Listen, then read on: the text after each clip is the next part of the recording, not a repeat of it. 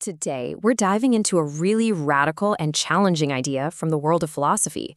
The question is, should a prisoner who's facing a life sentence have the right to choose euthanasia instead? It's a heavy topic for sure, and we're going to unpack the entire argument for it. Right off the bat, the argument hits us with this deeply unsettling question. I mean, think about it. Should a prisoner who is staring down the barrel of either execution or a lifetime behind bars have the right to choose their own death? It's a question that really cuts to the very core of how we think about justice, punishment, and even human rights. So where does this all come from? Well, the argument we're exploring is laid out in a chapter by Tennyson Samraj. It's a pretty dense piece of philosophy, but it builds this incredibly powerful case for completely rethinking the most severe penalties in our entire justice system. All right, so here's our roadmap for breaking this down. We're going to start with the main idea of a right to die, and then we'll look at the whole purpose of punishment itself. From there, we'll see why the author is so critical of our current system before we finally get into their very controversial solution. Okay, first things first, let's dig into the philosophical cornerstone that this entire idea is built on. So the author, and they're pulling from a philosopher named Manelli here, makes this really crucial distinction. The right to life is seen as absolute, meaning no one should be killed against their will. But the right to die is framed in a totally different way. It's seen as the right to choose to end your life when living itself becomes unbearable. To make this idea feel a little less abstract, the author brings up a famous historical case, Socrates. You probably know the story. He was sentenced to death, but Athenian law at the time actually gave him the option to be his own executioner by drinking hemlock. This was used as a historical precedent, an example of choice, even in the face of a state-ordered death. So, we've got that philosophical groundwork laid. Now, the author switches gears a bit, because before you can propose a new system, you first have to really analyze the rules and the goals of punishment as it exists right now. And a big piece of this puzzle is this ancient principle called lex talionis. You've definitely heard of it. It's an eye for an eye. Now, while that sounds like pure revenge, the author argues that its modern application should have very specific and limited goals. And this is the critical point. According to this paper, the main goals of maximum punishment are 1. To remove a dangerous person from society. That's what incapacitation means. And 2. To stop them from committing more crimes. The goal, the author really stresses this, is not just to kill for the sake of killing.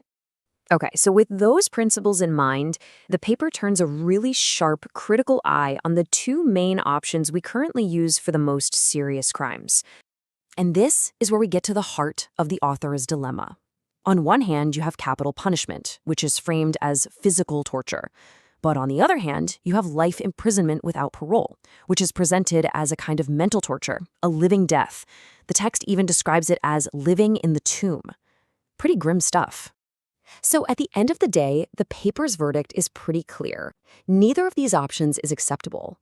They're both seen as being purely about retribution, designed just to make someone suffer, rather than achieving the actual goals of justice. In the author's own words, they are both brutal and cruel. All of that criticism, all of that tearing down of the current system, it's all building up to the paper's central and, most controversial proposal. So, if the death penalty is physical torture and a life sentence is mental torture, what else is there? This is the exact question the author asks to pivot us toward a third path. And here it is, the core idea. Euthanasia, in this context, needs to be completely reframed. It wouldn't be a punishment that the state hands down like an execution.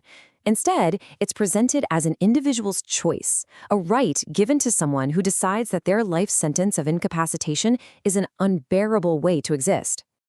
You know, this entire argument really hinges on this one claim. By defining the right to die as a fundamental human right, the author insists that it has to be respected, even for people who have committed the absolute worst crimes. It's all about granting a person autonomy over their own existence.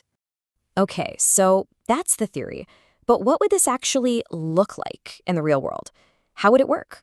Let's walk through the author's proposed paradigm shift. It's basically a three-step process. Step 1, completely get rid of the death penalty. It's cruel punishment. Step 2, use life imprisonment as the ultimate penalty for incapacitation to permanently remove the offender from society. And then step 3, give that prisoner the right to choose euthanasia if they decide that their life in confinement is truly intolerable. Now, the legal justification here is really key. The state still gets what it wants, incapacitating dangerous criminals. But, and this is crucial, the author argues that by making death a choice, it's no longer the state imposing bodily harm. And this, they claim, cleverly sidesteps violating the principle of habeas corpus, which is the right that protects people from exactly that.